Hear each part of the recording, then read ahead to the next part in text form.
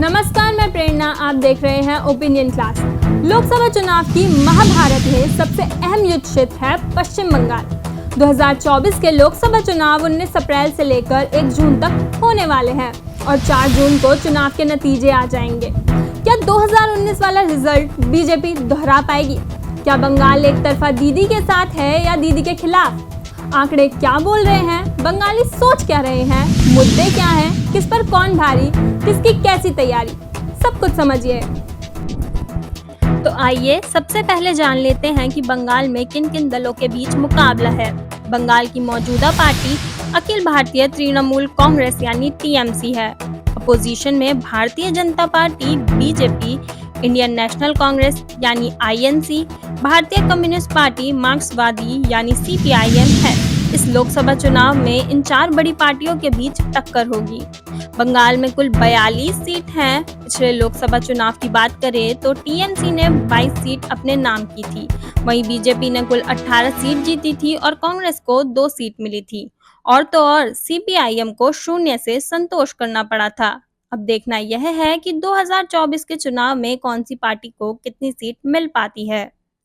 BJP कुल 40 seat पे अपने चुनाव लड़ेगी, वहीं टीएमसी पूरे 42 सीट पर चुनाव लड़ेगी। कांग्रेस 9 और सीपीआईएम 19 सीट से लड़ रही है। इस साल बंगाल की 42 लोकसभा सीटों पर 7 चरणों में मतदान होंगे। 19 अप्रैल, 26 अप्रैल, 7 मई, 13 मई, 20 मई, 25 मई और 1 जून को मतदान होंगे। अब बात करेंगे कि कौन से चरण में मतदान कहाँ होंगे। बाद में समझाऊंगी कि कौन कहाँ पर कैसे भारी है। 19 अप्रैल को कूच बिहार, अलीपुरद्वार, जलपाईगुड़ी में मतदान होंगे। 26 अप्रैल को दार्जिलिंग, रायगंज, बालूरघाट में मतदान होंगे। 7 मई मालदा उत्तर, मालदा दक्षिण, जंगीपुर, मुर्शिदाबाद में मतदान होंगे। 13 मई बहरामपुर, कृष्णानगर, राणाघाट, बर्दवान, दुर्गापुर, आसनसोल, बोलपुर, बीरभूम में मतदान होंगे। 20 मई बनगांव, बैरकपुर, हावड़ा, उल्लुबेरिया, श्रीरामपुर, हुगली, आरामबाग में मतदान होंगे। 25 मई तमलुक, कांथी, घाटल, झारग्राम, मेदिनीपुर, पुरुलिया, बांकुरा, बिष्णुपुर में मतदान होंगे।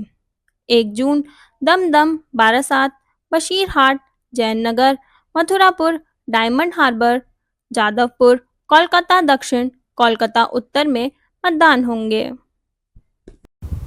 तो अब मैं बात करूंगी बंगाल की सियासत की। कौन सा मुद्दा अभी गर्म है और उसका कितना असर है। अभी हाल में संदेश खाली घटना के बाद से टीएमसी के वोट बैंक पर भारी नुकसान के आसार लग रहे हैं। इस साल महिलाओं की सुरक्षा एक बड़ा मुद्दा रह सकता है। बंगाल चुनाव में महिलाओं के शोषण की ऐसी दर्दनाक कहानी पूरे देश ने भरी आंखों से देखी। सोचिए उन पर क्या बीत रही होगी जिनका शरीर नोचा जा रहा है। बंगाल में मुस्लिम वोट बैंक एक बड़ा मुद्दा है। बंगाल में मुस्लिम आबादी का लोकसभा चुनाव में बड़ा योगदान रहता है। हर पार्टी मुस्लिम वोट के लिए जी जान लगा देती है। बंगाल में बहुत से सीट है जहां मुस्लिम वोट से बहुत फर्क पड़ता है। पिछले कई चुनाव से टीएमसी की तरफ मुस्लिम मतदाता एक तरफा हैं। सवाल यह है कि क्या कांग्रेस और सीपीआईएम पार्टी को बंगाल में मुस्लिम सपोर्ट मिलेगा?